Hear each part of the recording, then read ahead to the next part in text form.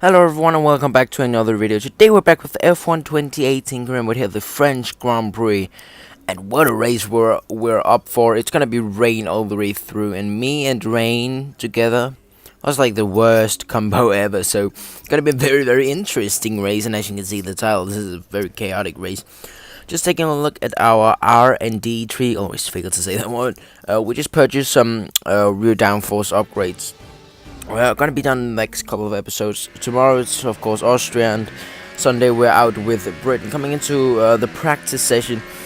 In the first practice session we were second because we did qualifying program in the start, and there came rain later, so not a faster lap time was there. You can see, and free practice 2 we were sixth, pretty good.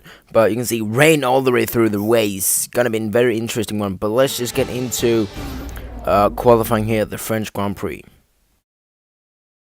The circuit has rubbed it in with practice, but this is still a difficult session as our drivers fight for pole position. Welcome to qualifying for the French Grand Prix. We've got a situation at the moment. Seems like something's off with the fuel injection system.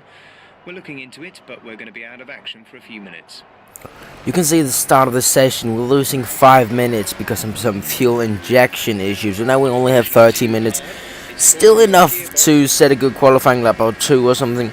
Our first lap is a fine enough lap. You can see coming over the line it's a 1:34.487. Only P12, which is a bit disappointing, but we speed up the time and go out just in the end. You can see we got out with just 12 seconds remaining, which was quite a close call, but already going through sector 2. We're half a second up through the chicane, which is a pretty good time. But then we have this Ferrari here, which we managed to get past without losing too much. Very jerk move right there, very dirty move. But you know, that's what happens. Pretty disappointing, but we can turn it around tomorrow. And as he says, pretty disappointing. Yes, it definitely was. 13th place is very disappointing. Of course, it being a new track, is losing the rivalry against Fernando Alonso. Maybe it's because it's a new track, but let me not find any excuses. But let's get into the French Grand Prix. Welcome along then to the Circuit Paul Ricard, home of the French Grand Prix, home race of the Renault team, and of course a number of the drivers on the grid as well. Of the 14 races held here up until 1990, 5 were won by a Frenchman, and 4 of those, of course, were Alain Prost. I wonder who'll add their name to that winners list today.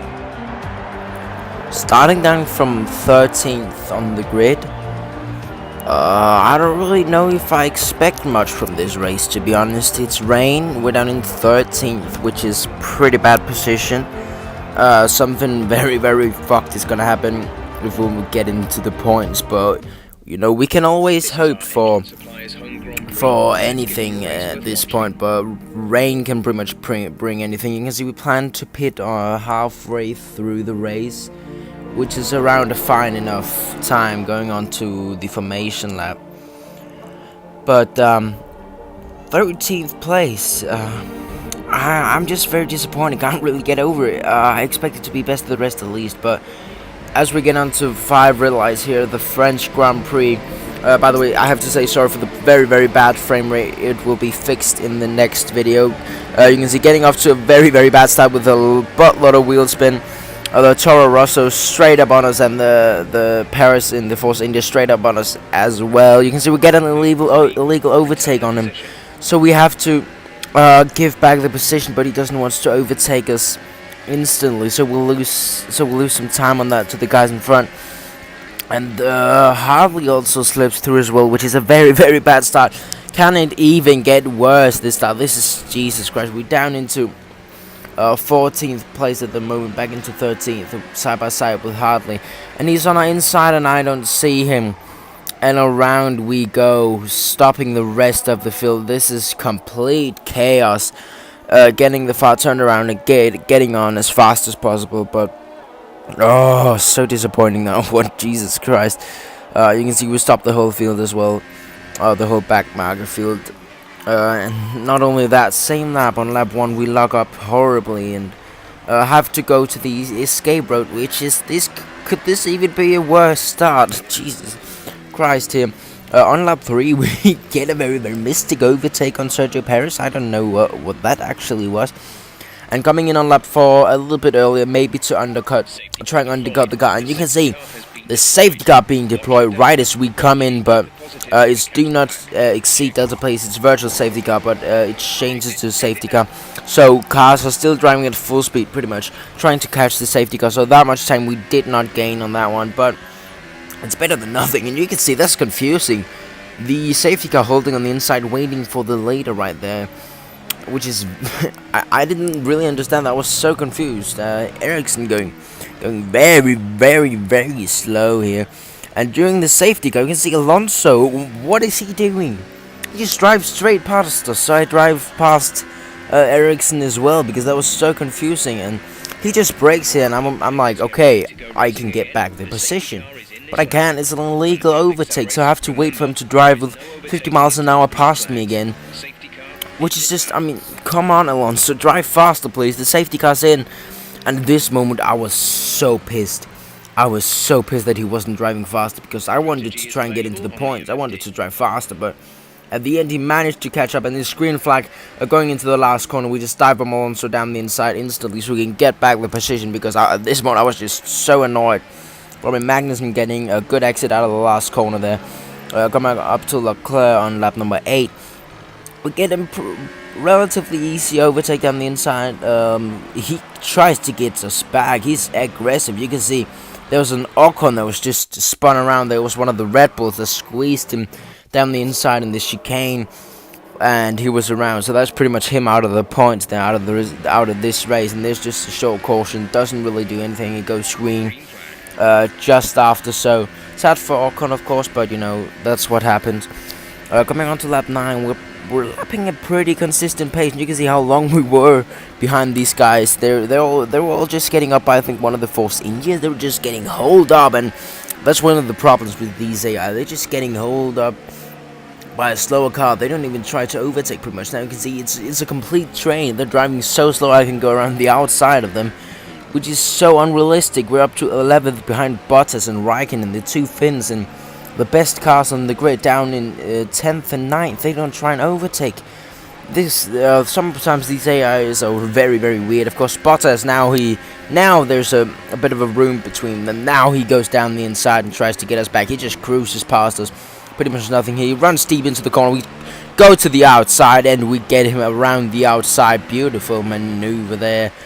Coming on to later the same lap, he's wanting to overtake us, and he does. Me and Bottas battling, which makes no sense because we're in a McLaren and he's in a freaking Mercedes. So I don't really understand this. You can see there, Raikkonen getting slowed down massively by Sergio Perez. We would die from Perez.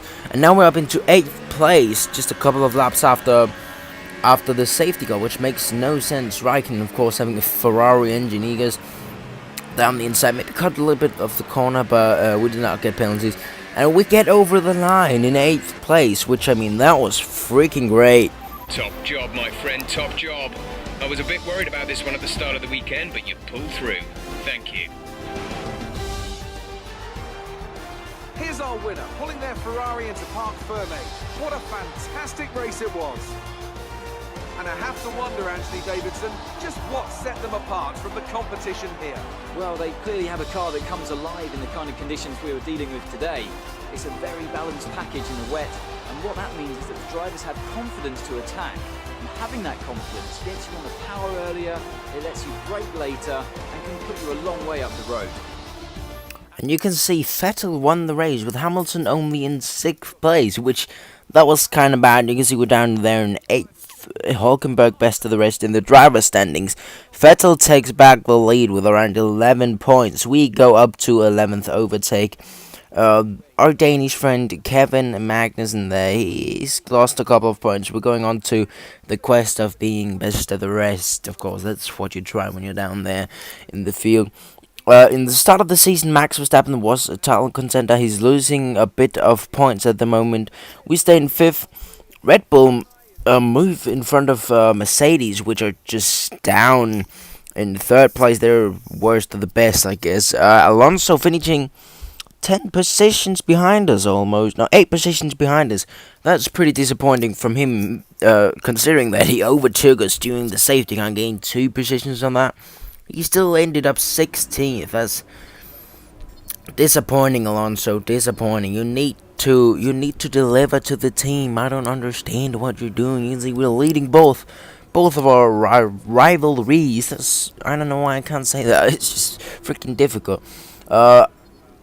Here getting a buttload of resource points and 900 resource point for a race, and we only got 25 for practice. Which, I mean, it makes no sense in my opinion, but we did a lot of missions though. So maybe a little bit of this. You could say our reputation was rising massively. We also get the chance to make our contract better. We fail one time, fail a second time as well. So we really need to get the contract down for the last one. It's not that much of a better contract, just a little bit of a better contract, and you can see it goes down to fine. So we get a little bit of a better contract. Taking a look at our R&D progress, we have a major one for Britain, which is quite an awesome thing. So we might be a bit faster there. Okay, guys, I hope you enjoyed this video. I'll see you all tomorrow in Austria. I hope you enjoyed this video. Bye, guys.